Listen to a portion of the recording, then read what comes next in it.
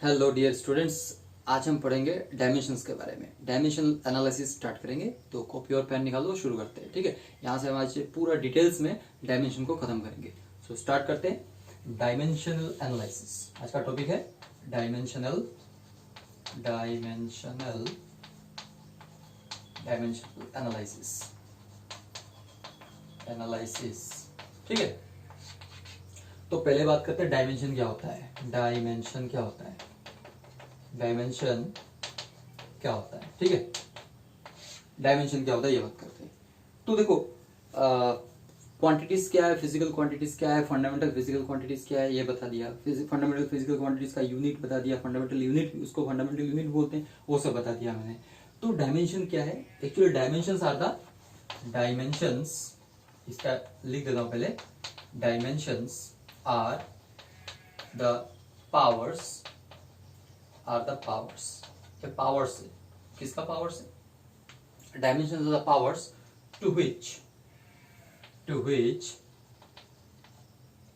which a fundamental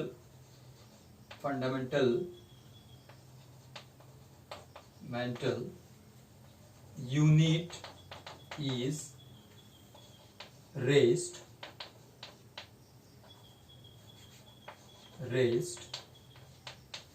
to express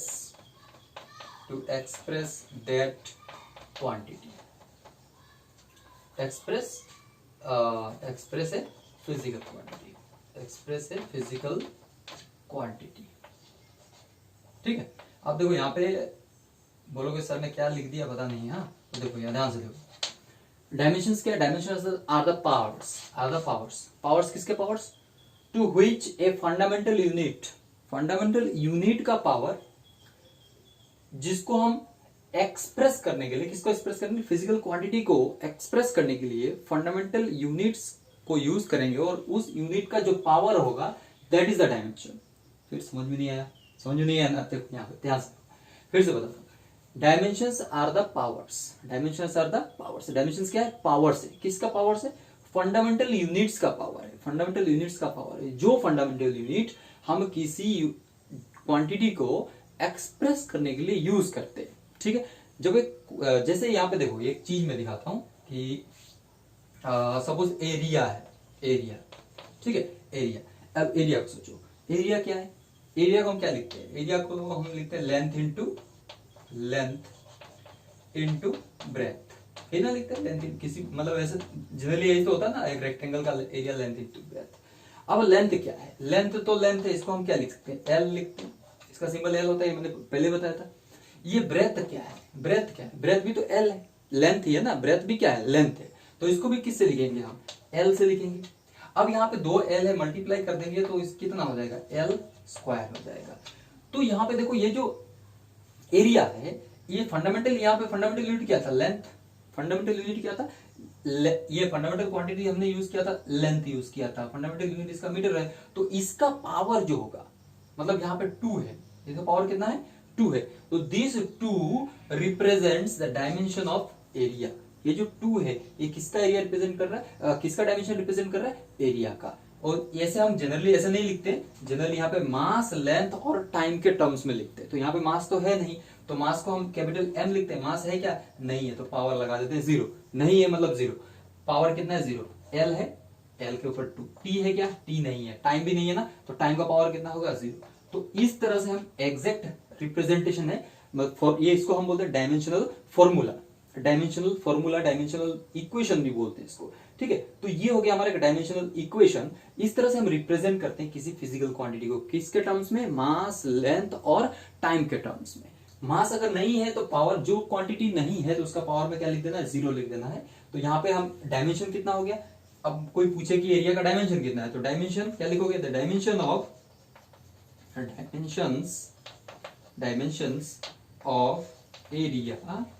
area are कितना 0 to 0।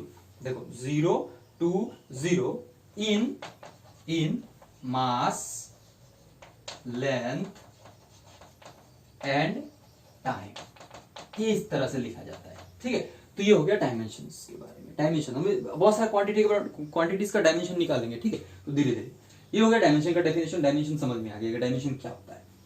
Dimension क्या है? डायमेंशन आता पावर्स। किसके पावर्स? फंडामेंटल क्वांटिटी यूनिट्स के पावर, जिसको एक्सप्रेस कर, जिसको हम लिखते हैं एक्सप्रेस ए फिजिकल क्वांटिटी। एक फिजिकल क्वांटिटी को एक्सप्रेस करने के लिए फंडामेंटल यूनिट्स के ऊपर क्या पावर लगाया है, उसी पावर को हम डायमेंशन बोलते हैं, ठीक है। तो ये जैसे एरिया का डायमेंशन हमने लिखा कि dimension of area are 0 to 0। ये 0 किसका है? मास का। मास लिखने का तरीका क्या है? मास, लेंथ, टाइम के टर्म में लिखना है। और बाकी क्वांटिटीज भी होती है, 7 फंडामेंटल क्वांटिटीज है ना, वो भी आएंगे, लेकिन धीरे धीरे। जनरली हम लिखते हैं मास, लेंथ, टाइम। स्टार्टिंग यही से करते हैं, मास, लेंथ, टाइम, उसके बाद और भी क्वांटिटीज आएंगे धीरे धीरे, ठीक है। सो ये हो गया हमारा पहला। अब देखो यहाँ पे, अब देखो यहाँ पे नेक्स्ट डायमेंशनल फॉर्मूला क्या है? डायमेंशनल फॉर्मूला क्या है? डायमेंशनल फॉर्मूला की बात करेंगे, ठीक है। डायमेंशनल फॉर्मूला क्या है? डायमेंशनल फॉर्मूला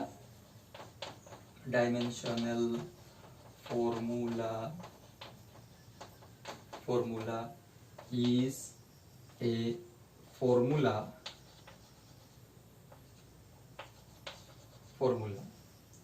that क्या करता है? Formula that tells us which, ऐसे लिख सकते, which tells us, जो बताएगा, वो क्या बताएगा?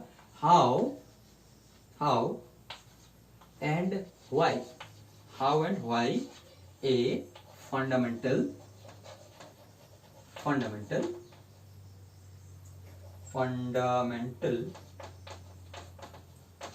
units are expressed, are raised और written, ऐसे लिख सकते हो, are raised और written और have been used बोल सकते हो, have been आर नहीं बोल के, units have been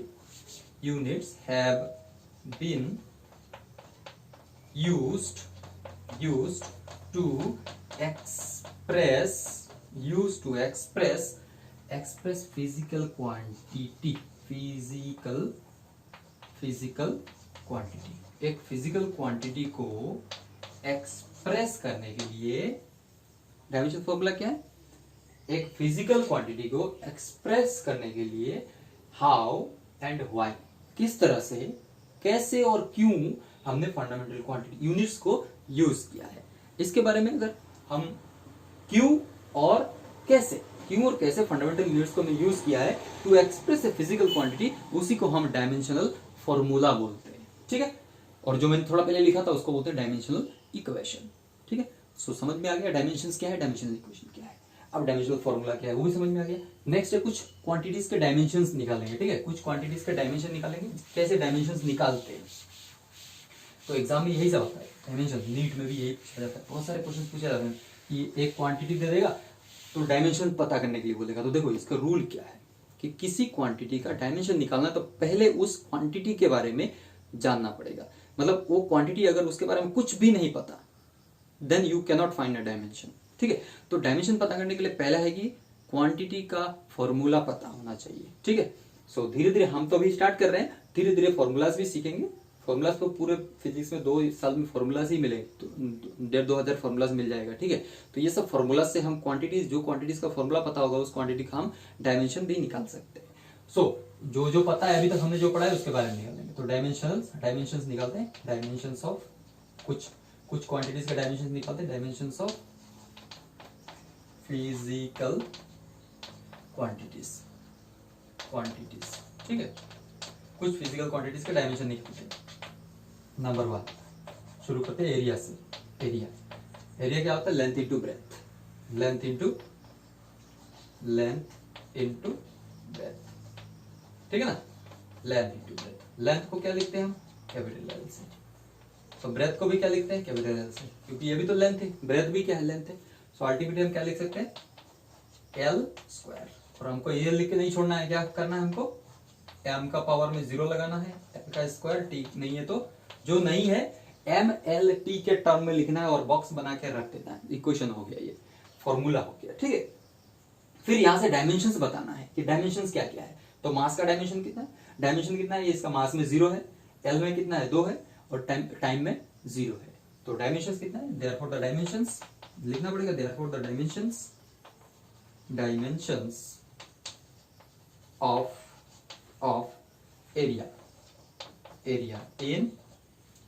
in mass length and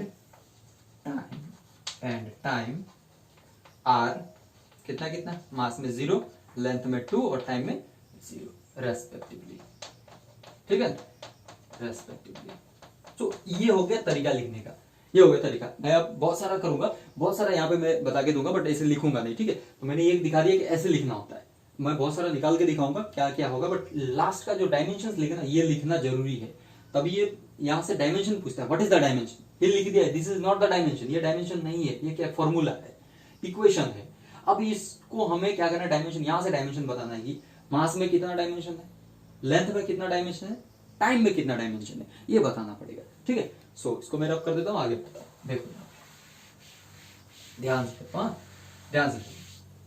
number 2 volume की बात करते हैं। वॉल्यूम क्या है, वॉल्यूम क्या होता है, length into breadth into height, L into B into H, length into breadth into height. Length का क्या लिखेंगे, एल, ब्रेथ का क्या लिखेंगे, ये भी तो एल है, लेंथ ही है ना, और हाइट का भी क्या लिखेंगे, एल लिखेंगे। तो अल्टीमेटली क्या मिला हमको, 3L है, मतलब L क्यूब मिलेगा, बक्सा बंद। लेकिन हम लिखेंगे कैसे, m का पावर 0, L का पावर 3 और T का पावर 0। डायमेंशन कितना होगा, dimension in mass is 0, dimension in length is 3 and dimension in time is 0, ठीक है। नेक्स्ट इसी तरह से नंबर 3, ये तो हो गया मास हो गया, ठीक है। अभी मास तो नहीं, सपोज हम बात करते हैं अभी वेलोसिटी की, स्पीड की बात करते हैं, वेलोसिटी छोड़ो, स्पीड की बात करते हैं। स्पीड क्या है, डिस्टेंस फॉर्मूला पता होना चाहिए। मैंने पहले ही बोला कि जिस क्वांटिटी का डायमेंशन निकालना है उस क्वांटिटी का फॉर्मूला पता होना चाहिए। अगर फॉर्मूला नहीं पता है तो देन यूनिट पता होना चाहिए। दो चीज नहीं पता, दोनों से कोई एक नहीं पता होगा तो नहीं निकाल सकते।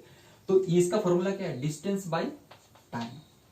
डिस्टेंस क्या होता है, लेंथ, डिस्टेंस लेंथ है, उसको लिखेंगे L, बक्सा बना के। टाइम क्या है, T, ठीक है। अब देखो यहाँ पे L है, लिख दिया, ये T किधर है, नीचे है ना, ऊपर जाएगा तो क्या होगा, T का पावर कितना जाएगा, -1। इसको ऊपर लेके जाएंगे, T का पावर क्या हो जाएगा, -1। लेकिन इतना लिख के छोड़ना है क्या, नहीं। अभी क्या करना पड़ेगा, L और T तो है, मास नहीं है, तो मास को लगाओ, मास का पावर 0, L है यहाँ पे, तो L का पावर कितना है, वो कुछ नहीं, मतलब 1 है। यहाँ पे L लिखा हुआ है, इसका पावर वो कुछ नहीं दिया है, मतलब 1 है। और T का पावर ऑलरेडी कितना है, -1। तो डायमेंशन कितना हो गया, डायमेंशन हो गया मास में 0, लेंथ में 1 और टाइम में -1। In this way we can find the dimension. इस तरह से निकालेंगे। वो और भी क्वांटिटीज की बात करते हैं। ये हो गया स्पीड, ठीक है। नेक्स्ट नंबर 3, नंबर 4 एक्सेलरेशन की बात करेंगे। एक्सेलरेशन तो डायमेंशंस ऑफ स्पीड या वेलोसिटी बोले, और वेलोसिटी भी बोले तो यही आएगा, वेलोसिटी में क्या होगा, डिस्प्लेसमेंट बाय टाइम।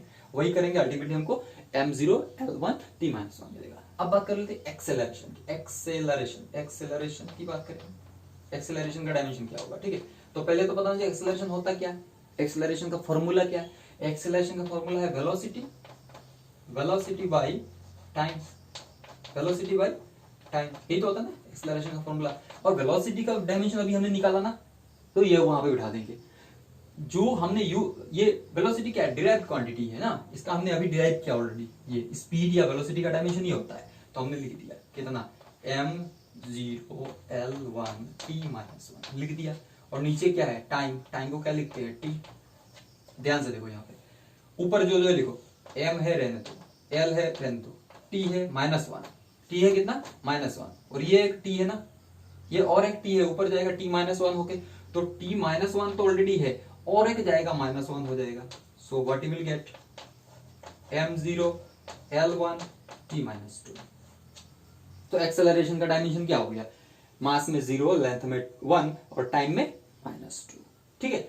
सो अभी और करेंगे नंबर 4, धीरे धीरे करते रहेंगे, ठीक है। तो हमको समझ में आएगा। एक्सेलरेशन हो गया, अब बात करते हैं फोर्स की, नंबर 5 फोर्स की बात करते हैं। फोर्स, फोर्स बचपन से पढ़ के आए फोर्स। फोर्स क्या होता है? Force F is equal to क्या होता है? फोर्स इक्वल टू क्या है? Mass into acceleration. Mass into acceleration, ये तो पढ़ा है, मास इनटू एक्सेलरेशन पढ़ा है ना, Newton's third law, Newton's second law, F is equal to ma, mass into acceleration. तो ये मास को क्या लिखते हैं हम? मास को हम सिर्फ m लिखेंगे, क्योंकि मास तो एक फंडामेंटल क्वांटिटी है, उसको m लिखते हैं। एक्सेलरेशन को कितना लिखते हैं? ये लिखते हैं ना, एक्सेलरेशन का अभी निकाला हमने, तो वो लिखना पड़ेगा m0 l1 t-2। मतलब प्रैक्टिस करते करते हमको ये सब चीज जो है याद रहना पड़ेगा, तभी जाके हम आगे की तरफ बढ़ सकते हैं। तो जैसे मैं बढ़ रहा हूं वैसे ही, तो यहाँ पे देखो m का पावर कितना है 1, और यहाँ पे m का पावर कितना है 0, तो अल्टीमेटली कितना होगा? m का power 1 plus 0, this into this करेंगे तो m का पावर 1 है और यहाँ पे m का पावर 0 है, सो m का पावर कितना होगा? 1 प्लस 0 मतलब 1, और यहाँ पे l तो है नहीं, यहाँ पे l है, m का पावर 1 t का पावर -2। तो डायमेंशन कितना हुआ? फोर्स का डायमेंशन कितना हुआ? मास में 1 है, लेंथ में 1 है, टाइम में -2 है। नेक्स्ट है 6 वर्क। वर्क वर्क डन का वर्क क्या है? वर्क क्या है? फोर्स इनटू डिस्टेंस, ये तो पढ़ा था ना वर्क एनर्जी पावर में क्लास 9 में। फोर्स का क्या है? वर्क क्या है? Force into distance. फोर्स क्या है? फोर्स तो अभी निकाले हो, लिखो m1 l1 t-2, ये लिखा, इसको बंद कर दिया। इनटू डिस्टेंस का क्या होता है? डिस्टेंस मतलब लेंथ, लेंथ का क्या लिखते हैं हम? l लिख दिया। अब देखो यहाँ पे क्या करेंगे, m का पावर 1, l का पावर देखो यहाँ पे 1 है, यहाँ पे 1, यहाँ पे भी कुछ नहीं मतलब 1 है, 0 दिया रहेगा मतलब 0 है, अगर 0 भी नहीं दिया हुआ तो समझ लेना कि यहाँ पे कुछ नहीं है तो मतलब 1 है। तो l का पावर 1 है, l का पावर 1 तो कितना होगा? l का पावर 2 हो जाएगा, और यहाँ पे क्या है? t-2। सो ये हो गया हमारा वर्क का। इसी तरह से अगर एनर्जी निकालोगे ना तो भी यही आएगा, एनर्जी का निकाल के देखो, ठीक है ना। वर्क हो गया इस तरह से, और कुछ बता देता हूं, दो एक और। 7 नंबर टॉर्क पढ़ेंगे, इसके बारे में हम डिटेल्स में पढ़ेंगे, इसका चैप्टर में है टॉर्क। तो अभी मैं सिर्फ टॉर्क के बारे में फॉर्मूला बता। टॉर्क क्या है? Force into perpendicular distance, perpendicular distance, force into perpendicular distance. Force का क्या है? वही ये लिखा था ना अभी, m1 l1 t-2। Perpendicular distance का मतलब क्या है? परपेंडिकुलर डिस्टेंस हो या कोई भी डिस्टेंस, डिस्टेंस तो डिस्टेंस है, डिस्टेंस तो क्या है? डिस्टेंस है, ठीक है। डिस्टेंस है डिस्टेंस, तो डिस्टेंस को क्या लिखेंगे? l, डिस्टेंस को l लिख दिया तो कितना होगा? m1 l1, ये l1 और ये l1 मिलके l2 हो जाएगा, और t-2 हो जाएगा। तो ये हो गया हमारा m1 l2 और t-2। तो इसका डायमेंशन कितना होगा? मास में 1, लेंथ में 2 और टाइम में -2। So this is all about some physical quantities, कुछ फिजिकल क्वांटिटीज है जिनके डायमेंशन हमने निकाले हैं, ठीक है। इस तरह से बहुत सा, मतलब हमारा टारगेट क्या होना चाहिए? डायमेंशन निकालने के लिए पहले फॉर्मूला पता होना चाहिए। अगर फॉर्मूला पता नहीं है then you can not find dimension. Formula पता नहीं है तो यूनिट पता होना चाहिए, तभी जाके डायमेंशन निकाल सकते हैं। तो एग्जाम में पूछ देता है, कोई भी पूछ देगा कि इसका डायमेंशन निकालो, then you have to know that physical quantity, उस फिजिकल क्वांटिटी के बारे में पता होना चाहिए, ठीक है। अब देखो यहाँ पे, तो ये तो हो गया कि हमने कुछ फिजिकल क्वांटिटीज के डायमेंशन निकाल लिए। अब इसका यूज क्या है? डायमेंशन एनालिसिस का डायमेंशन फॉर्मूला जो है या डायमेंशनल इक्वेशंस है, इसका यूज क्या है? यूज क्या है? तो इसके यूज के बारे में पढ़ेंगे। यूजेस, एप्लीकेशन ऑफ या यूजेस ऑफ डायमेंशनल एनालिसिस। ये डायमेंशन एनालिसिस का यूज क्या है? डायमेंशनल एनालिसिस का इस्तेमाल क्या है? पहला है to convert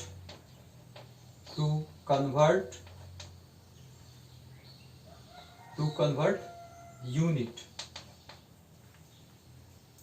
to convert one unit into other. एक यूनिट से दूसरे यूनिट में हम कन्वर्ट कर सकते हैं।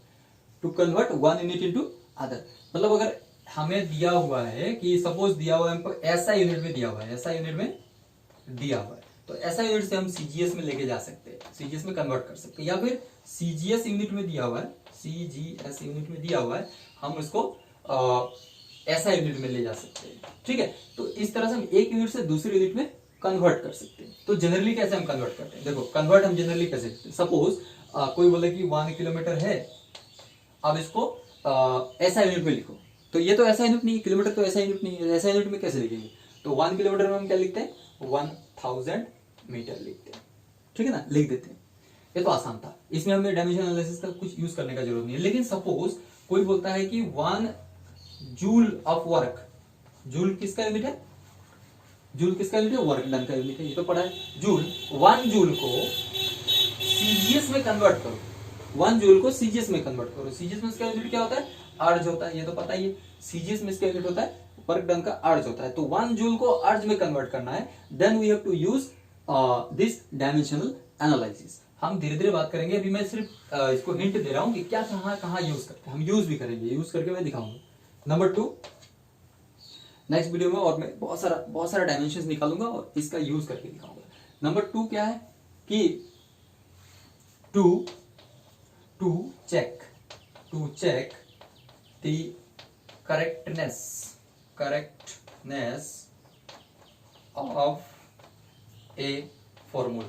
एक फॉर्मूला करेक्ट है कि नहीं उसको चेक करने के लिए हम डायमेंशन एनालिसिस यूज कर सकते हैं। जैसे हमको फॉर्मूला बचपन में मिला था ना, ये वाला मिला था v equal to u plus a t. अब ये फॉर्मूला सही है कि नहीं, इसको यूज करने के लिए हम डायमेंशनल एनालिसिस यूज कर सकते हैं। जैसे ये v क्या था, वेलोसिटी था, तो वेलोसिटी था ना, इसका डायमेंशन क्या है, वेलोसिटी का डायमेंशन क्या था, m का पावर 0, l का पावर 1, t का -1, ये अभी निकाला था हमने। ये u क्या है, ये भी तो इनिशियल वेलोसिटी मतलब वेलोसिटी है ना, m0 l1 t -1।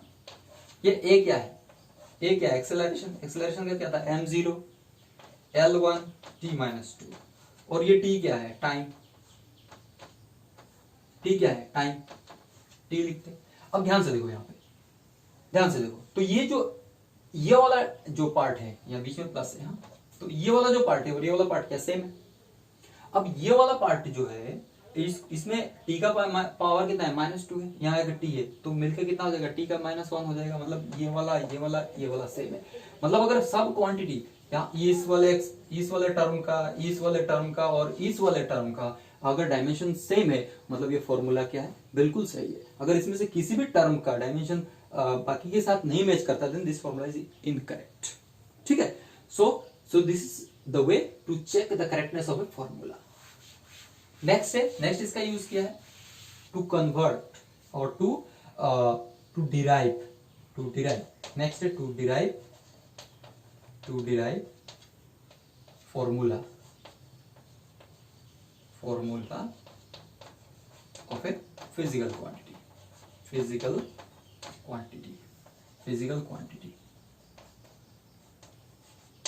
एक फिजिकल क्वांटिटी को डिराइव करने के लिए हम इसको फिजिकल क्वांटिटी का फॉर्मूला को डिराइव करने के लिए इसको यूज कर सकते हैं। लेकिन इसके बारे में मैं नेक्स्ट वीडियो में इसको बहुत डिटेल्स में बढ़ाऊंगा, कन्वर्ट कैसे करेंगे, बहुत सारा कन्वर्ट करके दिखाऊंगा, चेक कैसे करेंगे, बहुत सारे चेक करके दिखाऊंगा। टू डिराइव द फॉर्मूला, कैसे फॉर्मूला डिराइव करेंगे वो भी मैं करके दिखाऊंगा, ठीक है। तो ज्यादा लंबा नहीं करना है, आज के वीडियो में इतना ही पढ़ना है। और होमवर्क जो है अभी मैं दे रहा हूँ, कुछ होमवर्क करना है, जैसे मैंने डायमेंशन निकालने के लिए दे रहा हूँ, कुछ डायमेंशन निकाल लेना है, तो पोस्ट करके ये लिख लेना, ठीक है। तो जैसे असाइनमेंट्स ले लो इसको, असाइनमेंट्स ले लो। तो नंबर 1 है मोमेंटम का डायमेंशन निकालो, ये डायमेंशंस निकालना है, ठीक है। मोमेंटम का डायमेंशन निकालना है। एक्चुअली ये सब के बारे में पता करना पड़ेगा पहले है क्या, तो कोशिश करो, ट्राई करो, ढूंढो मोमेंटम क्या है, मोमेंटम का डायमेंशन क्या होगा। उसके बाद निकालो कि ग्रेविटेशनल कांस्टेंट, ठीक है। उसके बाद नंबर 3 एंगल, उसके बाद एंगल हो गया। नंबर 4 सपोज एक्सेलरेशन हो गया, टॉर्क हो गया ना, ये सब तो कर दिया। मोमेंटम हो गया। यहाँ पे तुम एनर्जी का निकालो, काइनेटिक एनर्जी का निकालो, ट्राई करो, ठीक है। ये ट्राई करोगे कुछ सीखोगे, काइनेटिक एनर्जी निकालो। ये जो डायमेंशन जो है ना, डायमेंशन निकालना धीरे धीरे सीखते आ जाएगा। एक ही बार में यहाँ पे कुछ मतलब रूल क्या मैंने बताया कि पहला रूल है कि फॉर्मूला पता होना चाहिए, जिस क्वांटिटी का डायमेंशन निकालना है उसका फॉर्मूला पता होना चाहिए। तो इसीलिए मैं बोल रहा हूँ कि यहीं पे सब नहीं सीख लोगे, कुछ यहाँ पे आइडिया मिल जाएगा हाउ टू फाइंड, और धीरे धीरे तुम क्वांटिटीज के बारे में सीखते जाओगे और उनको उनका डायमेंशंस भी तुम निकाल सकते हो। काइनेटिक एनर्जी निकाल के दिखाओ, देन पोटेंशियल एनर्जी निकाल के दिखाओ, पोटेंशियल एनर्जी का ट्राई करो, ठीक है, पोटेंशियल एनर्जी का ट्राई करो।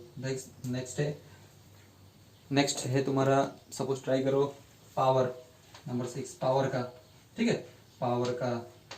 तो इतना ट्राई करो, इतना मैं ज्यादा नहीं दे रहा हूँ, इतना ही ट्राई करो to find the dimensions of this physical quantity. Okay, thank you.